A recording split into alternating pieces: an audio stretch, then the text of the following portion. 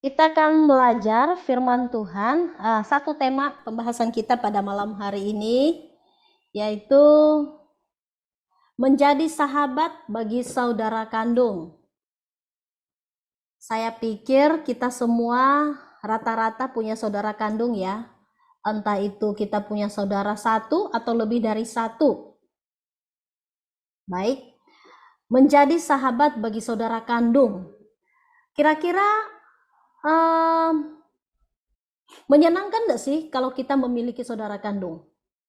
Siapa yang bisa jawab? Menyenangkan tidak, Cia? Punya saudara kandung, Cia?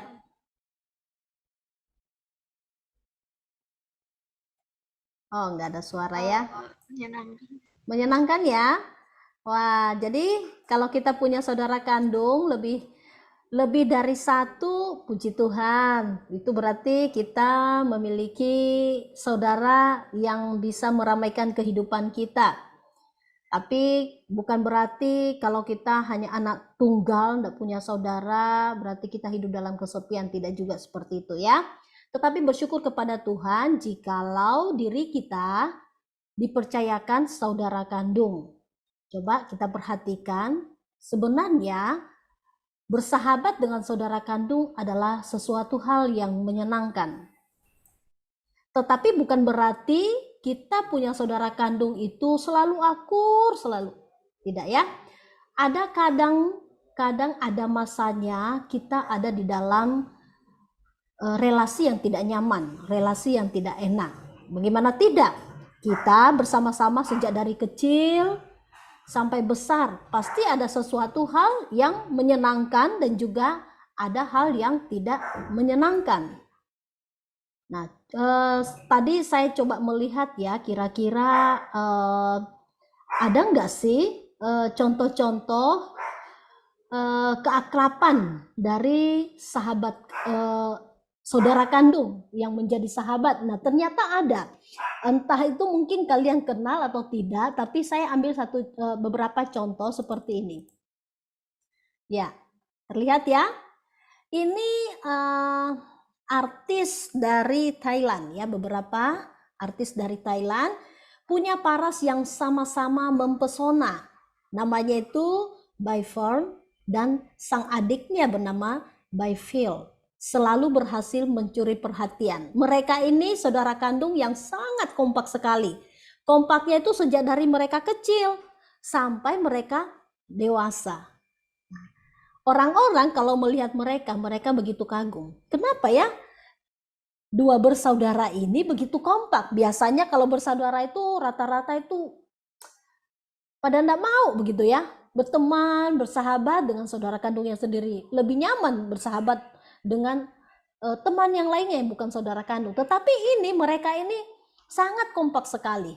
Bahkan bukan hanya mereka. Ada lagi nih. Namanya Gun Atapan. Selalu kompak dengan adik perempuannya. Yaitu Pim Wale dalam hal apapun.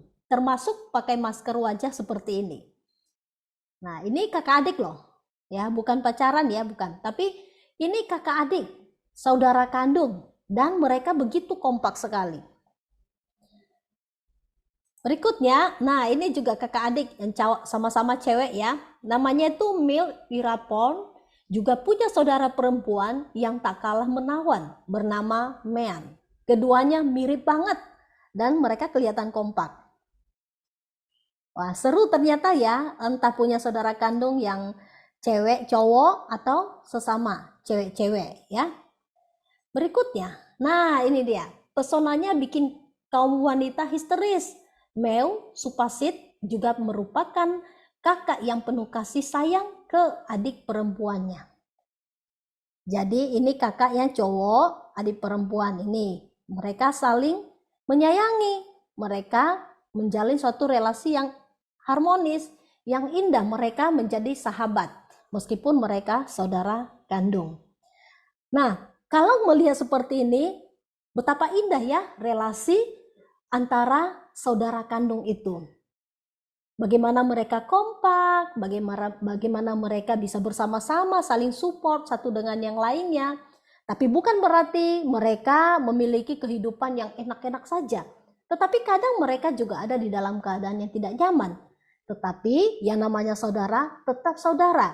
Mereka saling mengasihi sebagai saudara kandung. Nah, teman-teman, mengapa susah akrab dengan saudara kandung? Pernah enggak kalian mengalaminya? Kalau melihat contoh-contoh yang di atas tadi, pasti kita iri ya. Wah, aku juga kepingin dong punya saudara kandung seperti itu yang bisa sayang sama aku, yang bisa pengertian dengan aku. Tapi bagaimana ya, aku kok nggak seakrab mereka. Sama saudara kandungku sendiri nggak bisa akrab, nggak bisa kompak seperti contoh yang tadi. Kira-kira kenapa? Kita lihat ya.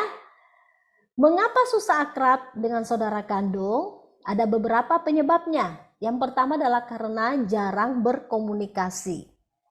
Sibuk masing-masing. Apalagi kan zaman sekarang, zaman serba gadget ya. Pokoknya kalau udah di rumah, masing-masing punya gadget, punya kesibukan sendiri-sendiri. Apalagi kalau punya kamar masing-masing. Wah, asik sendiri, nggak mau diganggu, bahkan hampir tidak ada komunikasi. Nah, di sini malah tidak terjadi keakraban dengan sesama saudara kandung.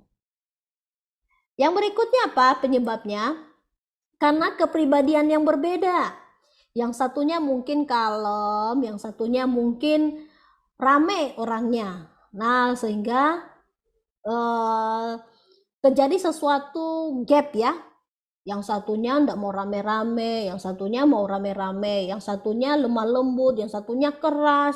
Wah, watak atau karakter yang berbeda ini seringkali juga menyebabkan adanya jembatan dengan saudara kandungnya. Merasa aku nggak nyaman berteman dengan saudaraku, dia orangnya keras, dia orangnya suka suka kasar. Kalau aku nggak mau, aku maunya lembut, lemah lembut ya. Jadi dari cara bicara, aku nggak suka cara bicaranya kasar, aku maunya yang lemah lembut ya. Atau mungkin kepribadian-kepribadian yang lain yang tidak satu sama lain itu tidak klop ya, sehingga nggak akrab. Apakah kalian mengalami dengan saudara kandung di rumah? Nah, penyebab berikutnya apa? Nah, karena pernah terjadi konflik. Pernah terjadi konflik. Sesama saudara kandung biasanya bisa berkelahi. Bisa berkelahi. Entah itu cewek, entah itu cowok. Wah, berantem ya satu dengan yang lain sampai mamanya pusing melerai kedua anaknya ini. Pokoknya ada suatu waktu di masa yang lalu pernah terjadi konflik, yang satunya menyakitin yang satunya juga demikian saling menyakitin, sehingga keadaan yang tidak nyaman itu, konflik yang sudah pernah terjadi itu menyebabkan mereka memiliki hubungan yang renggang satu dengan yang lain, tidak akrab, tidak akur satu dengan yang lain. Nah, jadi alasan-alasan inilah yang menyebabkan kenapa sesama saudara kandung itu tidak kompak? Kenapa sesama saudara kandung itu tidak akrab?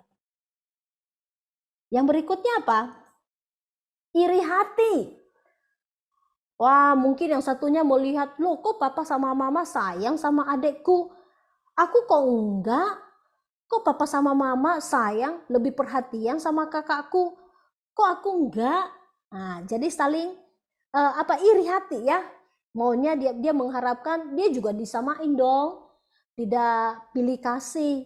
Wah, kenapa ya aku dibelikan yang begini, tetapi saudaraku yang lain dibelikan yang lebih wah lagi. Jadi ada satu keirihatian ya, sehingga apa yang terjadi? Terjadi gap antara saudara kandung gara-gara penyebabnya ini tadi, iri hati. Pernah ngalami seperti itu? Wah. Oke, sekarang bagaimana menjadi sahabat bagi saudara kandung? Bagaimana ya?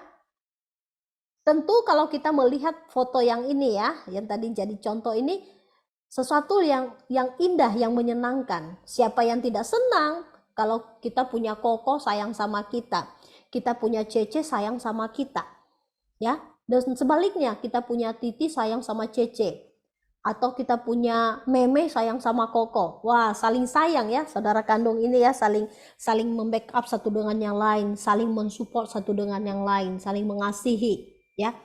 Bagaimana menjadi sahabat bagi saudara kandung kita? Coba kita perhatikan satu persatu. Jalinlah relasi dengan saudara kandung. Kalau di foto ini ada banyak ya saudara kandung ini ya.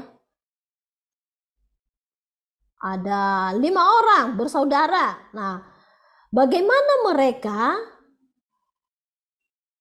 yang 5 orang bersaudara ini bisa menjalin relasi dengan baik? Ya, coba perhatikan. Jadilah pribadi yang menyenangkan buat saudara. Kalau kamu mau jadi teman yang baik, menjadi sahabat yang baik buat saudaramu, maka kamu harus jadi pribadi yang menyenangkan dulu buat saudara. Jangan pribadi yang menyebalkan, yang suka menjengkelkan, ya. Jangan berlaku sesuatu yang tidak disenangin oleh saudara kandungmu, tetapi cari sesuatu yang memang menyenangkan dia. Mulai dari sikapmu, kesopananmu mungkin ya.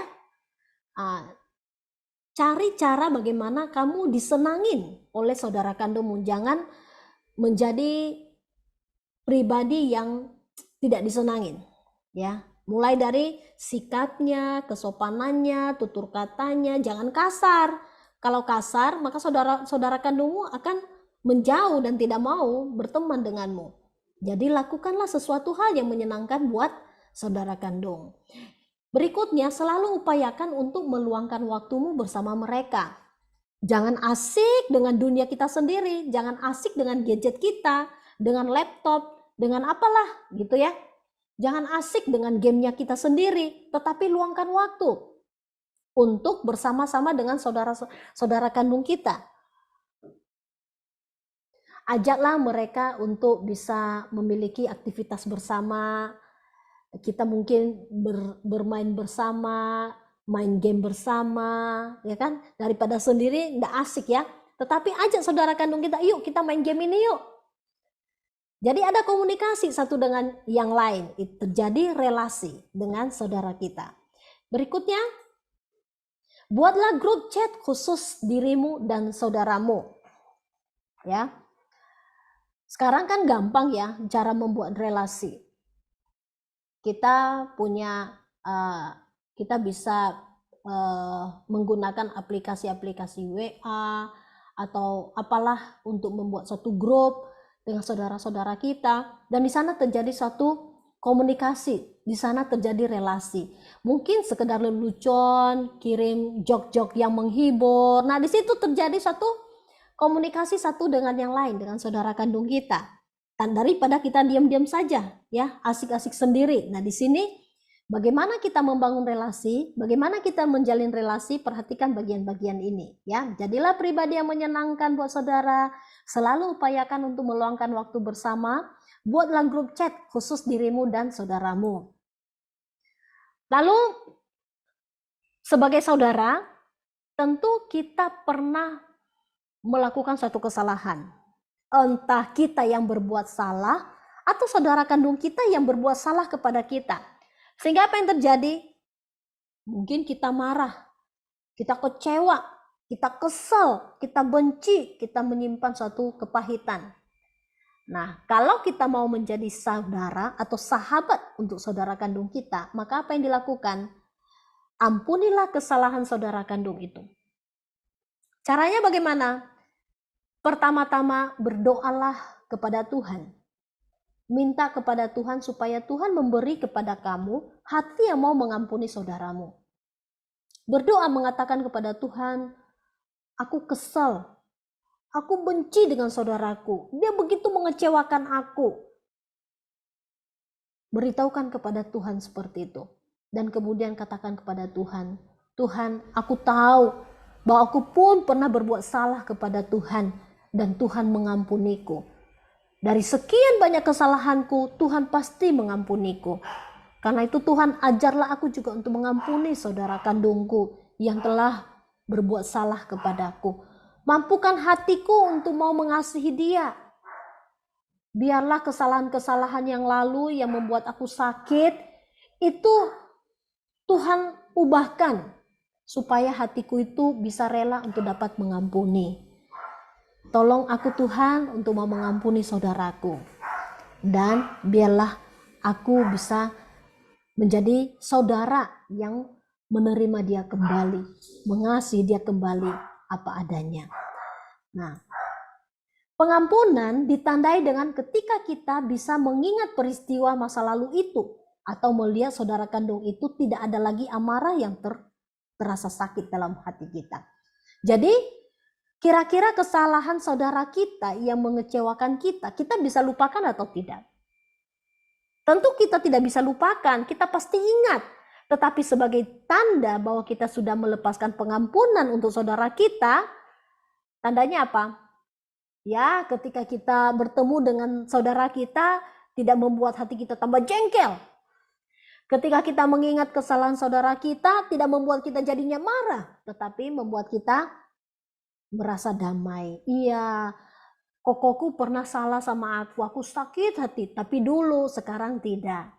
Ceceku pernah dulu menyakiti hatiku, mengecewakan aku. Dulu aku sakit sekali, aku benci sama ceceku. Tapi itu dulu, sekarang tidak. Ya, kita bisa mengingat peristiwa yang membuat kita terluka oleh karena perbuatan saudara kita. Tetapi karena kita sudah mengampuni dia, maka semuanya itu tidak membuat kita akhirnya kecewa, sakit hati, atau balas dendam, kepahitan, tidak. Ya, itu tandanya kalau kita benar-benar mengampuni.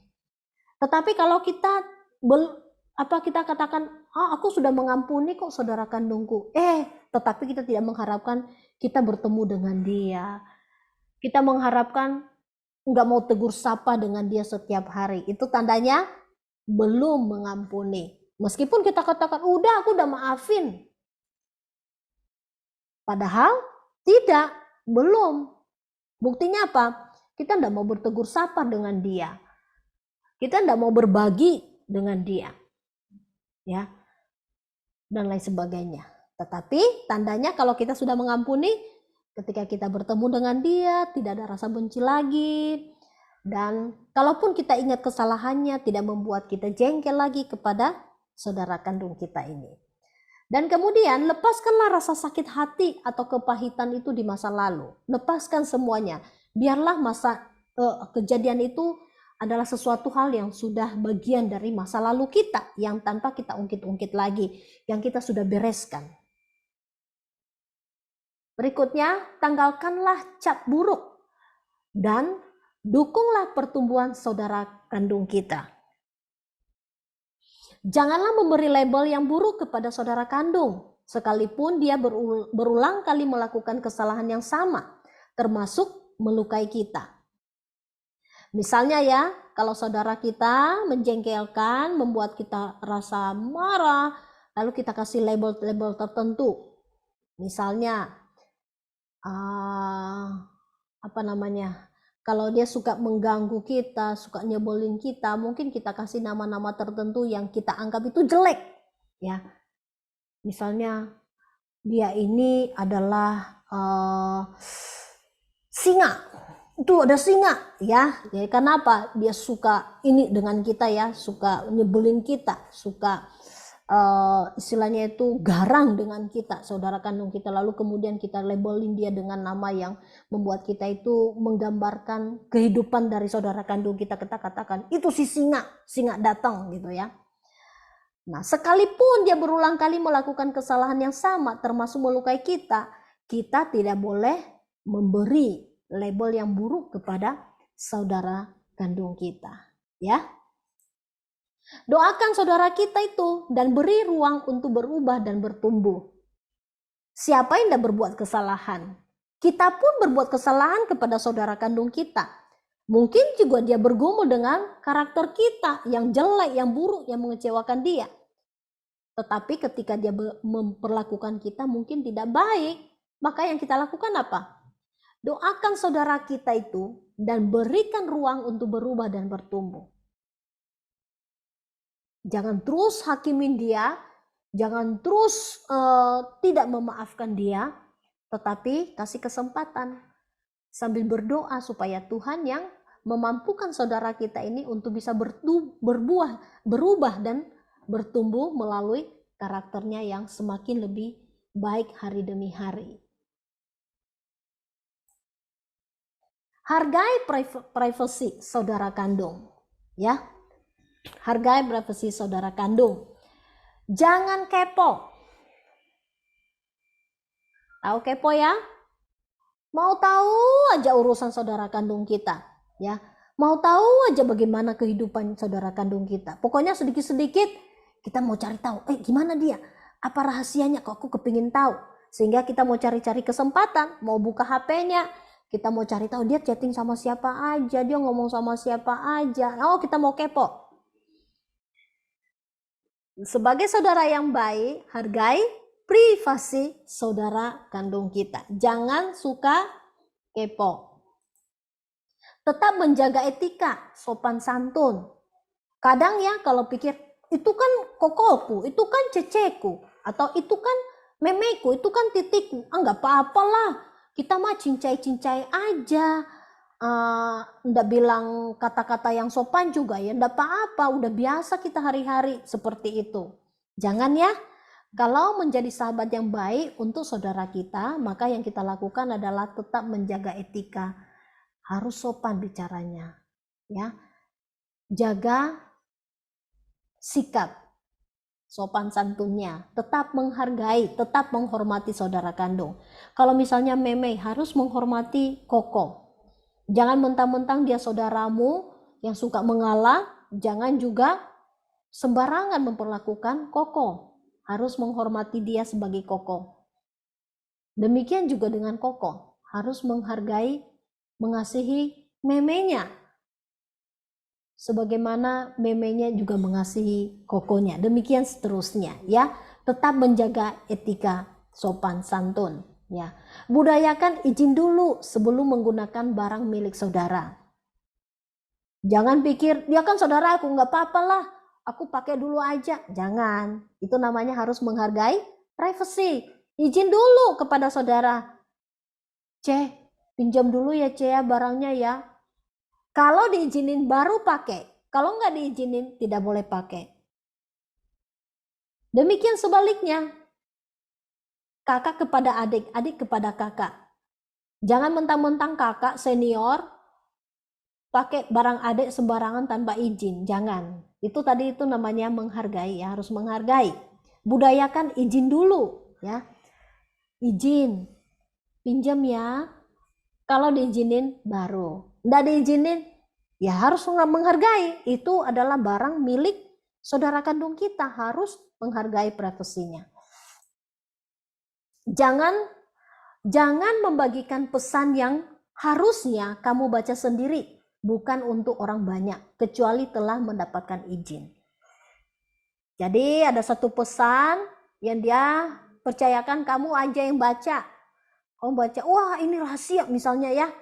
Wah lalu kemudian kamu bocorin, kamu share ke yang lain. Wah itu tidak menjaga privasi namanya ya. Bukan menjadi sahabat untuk saudara kandung berarti ya. Jangan membagikan pesan yang harusnya kamu baca sendiri, bukan untuk orang banyak. Kecuali telah mendapatkan izin. Kalau misalnya, bagus ini aku mau share, boleh kakak, boleh kak C, boleh kakak. Kalau bilang, oh ya enggak apa-apa, share aja. Baru, tapi kalau nggak diizinin, dan kamu minta izin dulu, tetap tidak boleh. Itu namanya harus menjaga privasi.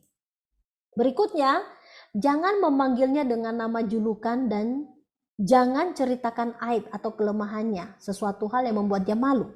Apalagi itu di depan orang banyak. Jangan memanggilnya dengan nama julukan.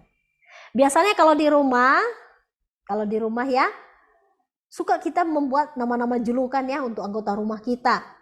Apalagi dengan sesama saudara. namanya apalah, lah kita kasih nama yang lucu, yang suka bikin ketawa gitu. Nah, tapi itu hanya intern di dalam keluarga saja, di dalam rumah saja. Kalau di luar rumah, ya jangan panggil itu, nanti membuat dia malu. Apalagi ketika menceritakan kelemahannya, aibnya. Misalnya nih ya contohnya, itu enggak dia itu ya, ini kakak saya ini ya, koko saya ini suka ngupil. Ya ngupilnya itu dia olesin ke mana-mana gitu, jorok kan. Nah, itu enggak boleh ya. Itu tidak menjaga privasi itu namanya. Atau misalnya itu loh ya, dia tuh suka kentut kemana-mana jorok. Atau misalnya dia itu males di rumah itu begini begitu begini begitu, juga tetap tidak boleh. Itu namanya mempermalukan ya, tidak menjaga privasi dari saudara kandung kita. Atau apalagi ya hal-hal yang membuat dia malu, jangan lakukanlah itu ya, jangan melakukannya. Apalagi yang dilakukan berikutnya, alih-alih sibuk sama gadget masing-masing, coba cari kegiatan seru saat sedang berkumpul bersama. Wah, ini keluarga besar ya, banyak betul anak-anaknya, dari yang besar sampai yang kecil. Nah, bagaimana mereka tetap memiliki relasi yang baik, menjadi sahabat satu dengan yang lain, dengan saudara kandungnya? Wah, mereka coba mengatasinya dengan membentuk suatu kegiatan yang seru, yang bisa melibatkan semuanya, agar bisa berkumpul, ada kebersamaan, ada keceriaan. Mereka bisa berbagi sukacita ya di dalam kegiatan yang ada. Jadi bagi kita, supaya kita bisa seru-seruan di rumah dengan saudara kandung kita, supaya kita bisa memiliki relasi yang baik, kompak satu dengan yang lain, maka buatlah kegiatan yang seru-seruan ya. Mungkin ada games bersama, ada tebak-tebakan, atau kegiatan yang kita bisa kerjakan sama-sama. Misalnya bersih-bersih rumah, atau memasak bareng di dapur, bikin kue, atau main game. Nah, itu melibatkan saudara-saudara ya, sehingga ada relasi di sana. Kita bisa bercerita, bercengkraman. Nah, terjadi suatu kebersamaan. Jadi pikirkanlah kalau selama ini mungkin kita sibuk dengan gadget kita, sehingga tidak terjalin satu relasi komunikasi dengan saudara kandung kita. Nah, sekarang ubah, kalau kita mau menjadi sahabat yang baik buat saudara kandung kita, kita bisa seru-seruan, membuat satu kegiatan yang membuat kita kumpul bareng. Oke. Kemudian rayakan momen-momen penting saudara kandung. Misalnya saudara kandung kita ini ulang tahun. Wah, kamu bisa surprise dong, buat sesuatu yang satu kejutan buat saudara kandung kita ini. Entah itu ada satu party kecil-kecil, siapin kado yang sederhana, tetapi itu sudah cukup menunjukkan perhatianmu untuk dia. Dan dia yang diperhatikan merasa juga disayang, diperhatikan oleh saudara kandung, sehingga timbul satu perasaan bangga. Aku bangga punya koko yang perhatian dengan aku. Aku bangga punya Ceci yang perhatian dengan aku. Ya, jadi ada satu perhatian dengan momen-momen penting di mana mungkin kita merayakan ulang tahun dari saudara kita. Kita buat kejutan-kejutan kecil yang membuat dia menyenangkan. Nah, demikian sebaliknya. Berikutnya, tegakkan tata krama. Beri salam, nyatakan terima kasih, meminta maaf, berkata dan berperilaku sopan. Ya, ingat ya, sesuatu hal yang membuat kita tidak akur dengan saudara kandung kita adalah tata krama kita yang lemah. Kita cenderung berkata-kata kasar, sembrono, kotor, dan tidak menyenangkan untuk didengar, meminta maaf ketika salah pun enggan untuk dilakukan, atau berperilaku sopan yang lainnya. Tetapi kalau kita mau membangun relasi yang baik, menjadi sahabat yang baik untuk saudara kandung kita, maka perhatikan ini. perhatikan tata krama. Tata kramanya beri salam. Nyatakan terima kasih seandainya kita saat itu diberikan sesuatu atau mendapatkan pertolongan dari saudara kita dan kita katakan terima kasih ya kok, terima kasih ya Ce, terima kasih ya Dek. Berkata dan perilaku sopan. Kalau sama teman yang lain kita bisa baik ya, kita bisa sopan. Kenapa enggak sama saudara kandung kita? Banyak orang di dunia ini menganggap, oh sama saudara kandung mah nggak usah resmi-resmi ngomong terima kasih ya. Enggak keren itu. Biasa aja lagi, dia udah tolong ya, memang sudah sepantasnya dia udah nolong saya ya. Aku tolong dia juga sudah sepantasnya aku tolong dia. Biasa aja lagi, enggak usah bilang-bilang terima kasih. Justru itu pengajaran yang keliru, pengajaran yang salah, yang mengajar kita untuk tidak memelihara tata krama yang baik. Tetapi menjadi pribadi yang baik, maka kau harus perhatikan tata krama. Meskipun itu kepada saudara kandung kita sendiri. Belajarlah meminta maaf dengan tulus. Maaf ya Kak, maaf ya Kok, maaf ya Ce, aku udah salah. Atau ketika sesuatu hal yang kecil, yang kita pandang remeh, kita mendapatkan suatu pertolongan, jangan lupa katakan terima kasih ya sudah tolong aku. Terima kasih sudah antar aku. Terima kasih sudah ajarin aku pelajaran ini. Terima kasih. Terima kasih udah temenin aku. Terima kasih sudah antarkan aku. Terima kasih sudah mensupport aku dan lain sebagainya, ya. Berkata dan berperilakulah dengan sopan. Syukuri sekaligus syukuri sekaligus tolak pembandingan hubungan kakak beradik orang lain. Misalnya nih, kamu lihat keluarga dari temanmu, ya. Keluarga dari temanmu ini juga punya saudara kandung banyak, dan mereka itu begitu kompak, kehidupannya baik dan lain sebagainya.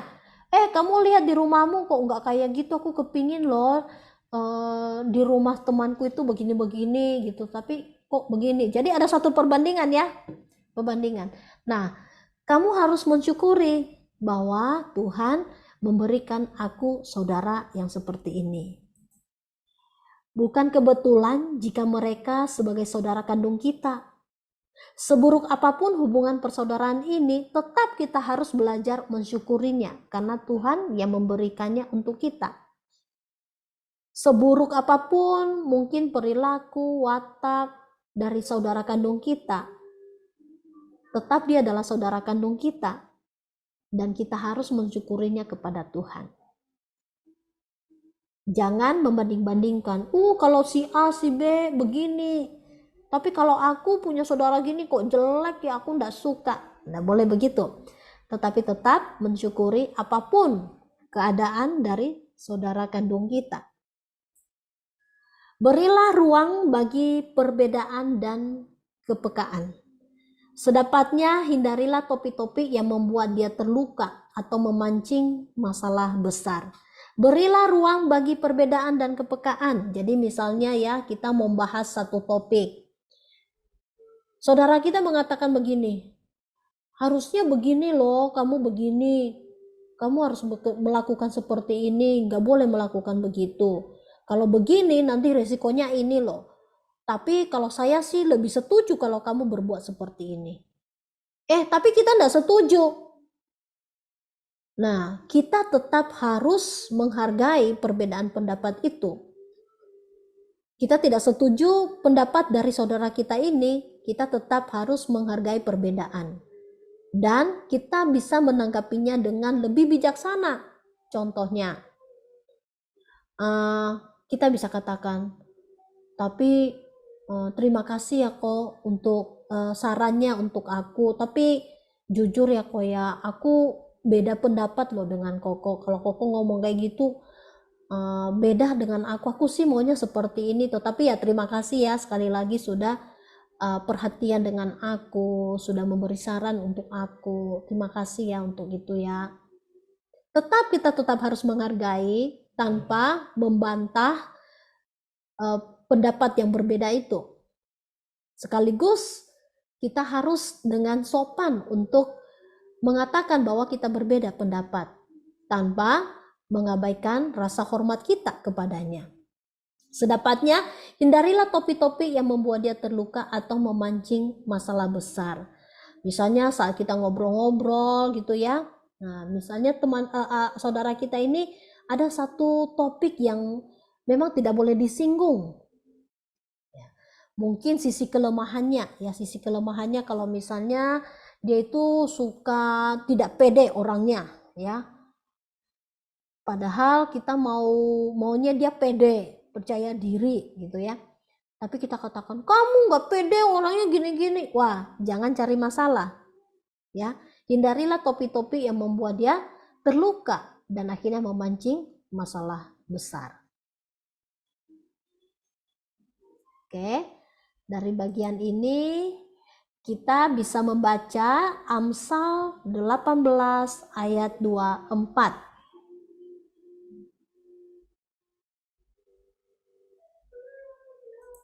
Oke, kita bisa baca bersama-sama ya.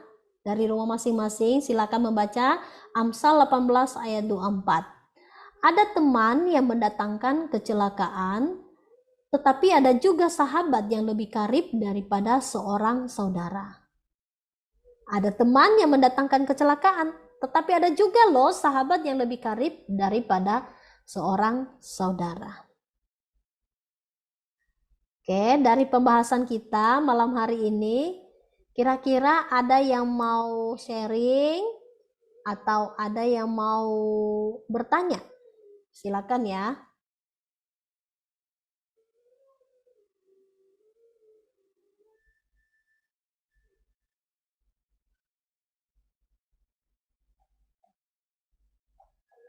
Ada yang mau bertanya? Ada mau sharing? Ada yang tidak jelas?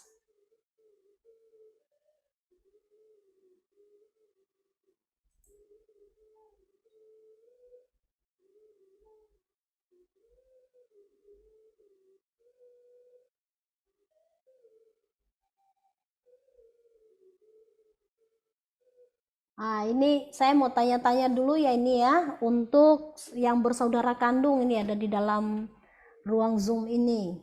Seperti Hoven, Howard, Grace, Kevin.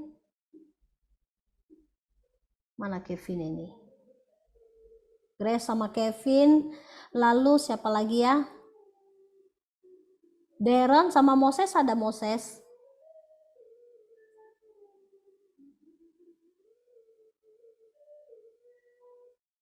Julio dan siapa yang mana ya? Julio sama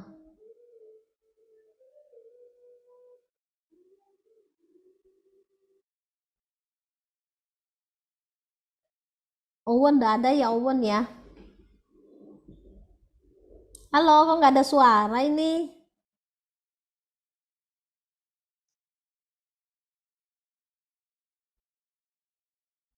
Hoven dan Howard.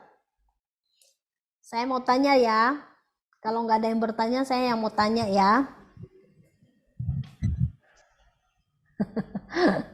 Howard,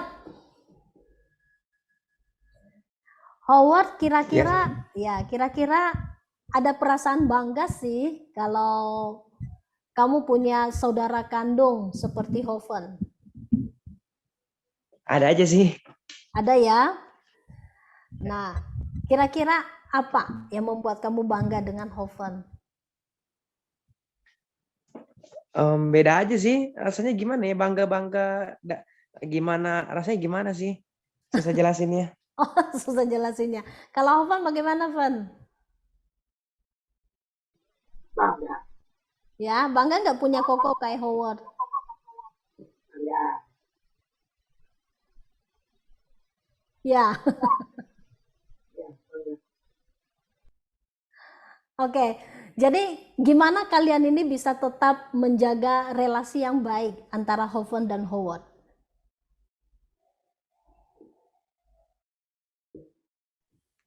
Hidup bersamaan. Tidak, jangan ada perselisihan begitulah. Pernah enggak berkelahi kalian, Howard sama Hoven? Pernah ya? Jadi gimana kira-kira jalan keluarnya ketika ada perselisihan di antara kalian? Apa yang kalian lakukan? Biasa kunci kamar sih. Kunci kamar. Jadi di dalam kamar aja masing-masing. Iya, merenung. Oh, merenung. Ya, ya, ya. Tapi pada akhirnya kalian bisa ini ya, baikan kembali ya. Ya.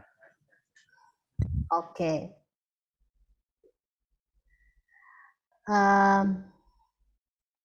Saya coba tanya kepada siapa ya di sini ya, kakak adik.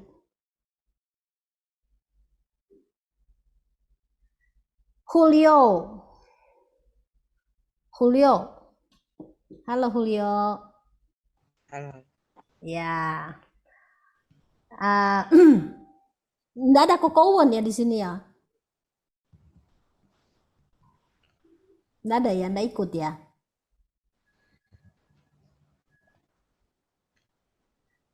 Di pemuda kali.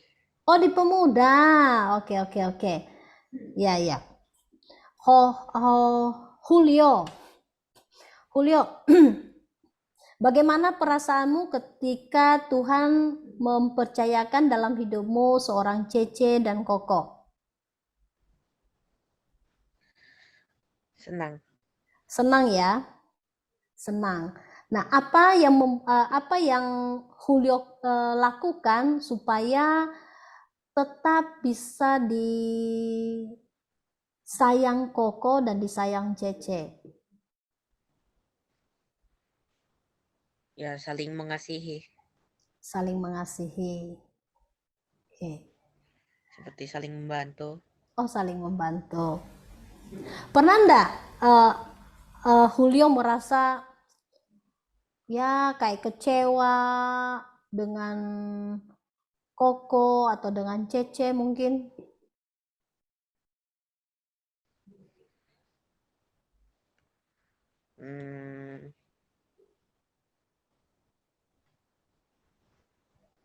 Kalau misalnya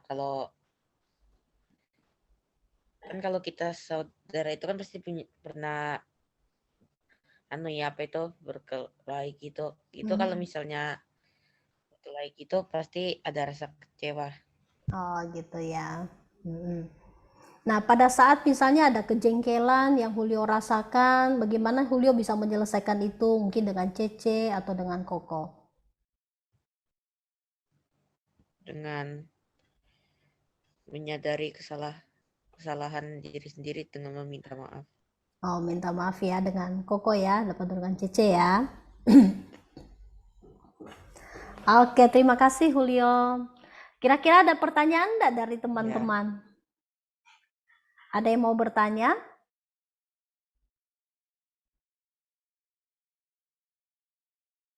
Seputar saudara kandung?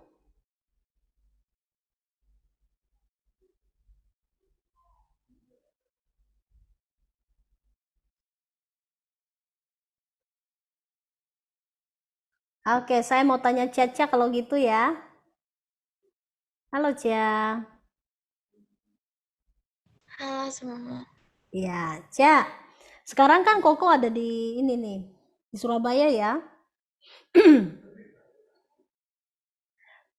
Coba ceritakan pengalamannya Caca pada saat Koko ada di rumah dan sekarang Koko di Surabaya. Jadi jarak jauh ya. Perasaannya seperti apa saat dekat dengan saudara dan saat jauh dengan saudara?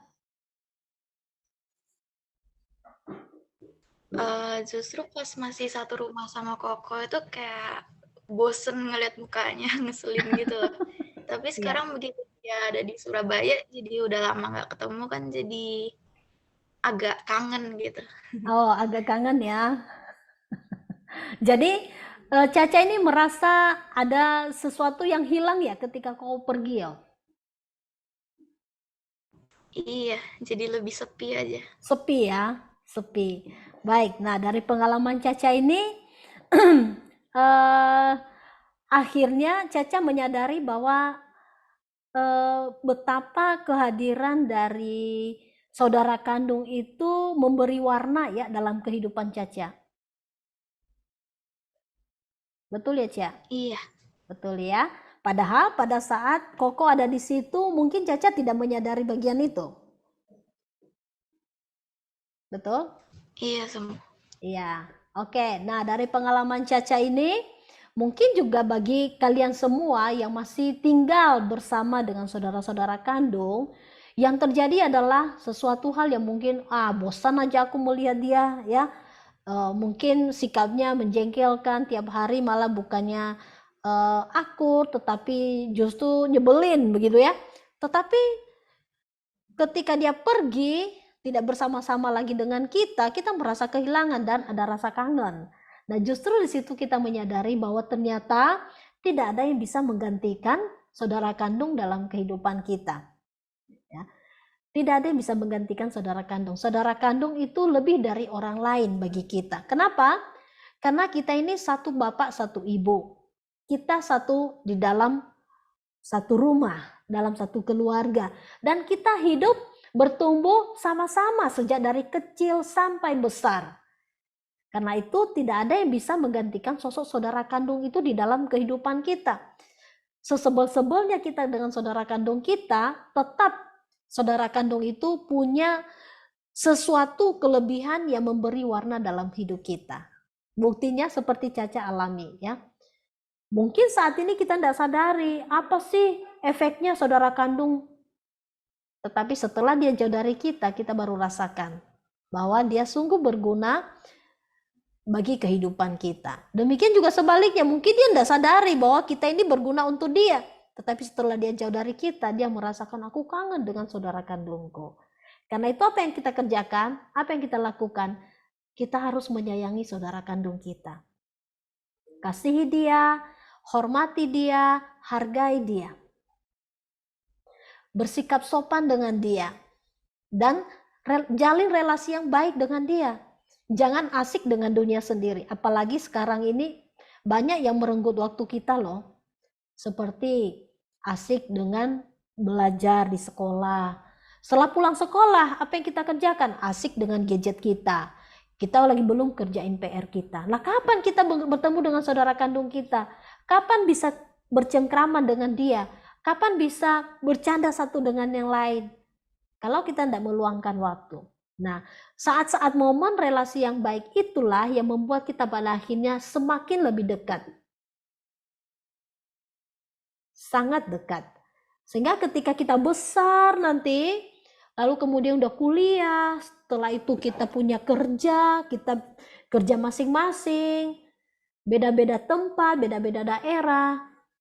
Tetapi ketika kita merasakan persaudaraan itu sejak dari kecil sampai kita SMA, itu yang membuat relasi kita kelak itu bisa menjadi erat, bisa menjadi kokoh. Pada saat kita susah, yang kita cari siapa? Kalau nggak ada orang tua kita, saudara kandung kita.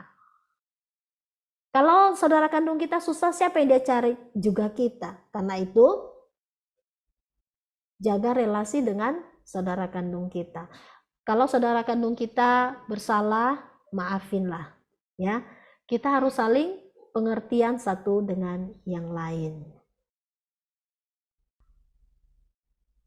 Mari kita berdoa. Bapa di surga, kami bersyukur padamu karena Tuhan itu baik bagi kami. Saat kami masih kecil, Engkau memberi saudara kandung bagi kami yang mengasihi kami, yang memperhatikan kami, di mana kami memiliki masa-masa yang indah, masa-masa di mana kami bisa bermain, meskipun mungkin saat-saat tertentu kami mengalami konflik satu dengan yang lain, tetapi kami bersyukur Engkau memberi kepada kami saudara kandung, bukan suatu kebetulan, karena dia hadir dalam kehidupan kami, memberikan suatu warna yang indah dalam relasi kami sebagai saudara. Karena itu Tuhan tolong kami, baik kami sebagai Cece atau Koko, Meme atau Titi, tolong kami untuk tetap menjaga relasi yang baik dengan saudara kami. Jikalau mungkin saudara kami punya kesalahan untuk kami mau belajar untuk mengampuni, melepaskan pengampunan seperti Tuhan Yesus telah mengampuni kami juga. Dan biarlah relasi kami yang mungkin sempat retak boleh dipulihkan kembali oleh kasih Tuhan, sehingga tidak ada rasa benci, rasa dendam, rasa jengkel dalam hati kami, yang melainkan digantikan dengan perasaan penuh cinta kasih terhadap saudara-saudara kami. Tuhan Yesus tolong kami menjadi pribadi yang baik, yang menyenangkan untuk saudara kami. Tanpa mengabaikan mereka, kami pun boleh tetap melakukan bagian kami untuk bisa menjadi pribadi yang mengisi kehidupan mereka, sehingga kelak mereka pun boleh merasakan kehadiran kami ini sungguh bermanfaat, berguna dalam kehidupan mereka. Tuhan, terima kasih untuk malam hari ini, karena kiranya kami pun boleh tetap terus belajar dan bertumbuh di dalam relasi kami sebagai saudara kandung. Terima kasih Tuhan, ini doa kami dalam nama Tuhan Yesus kami sudah berdoa. Amin.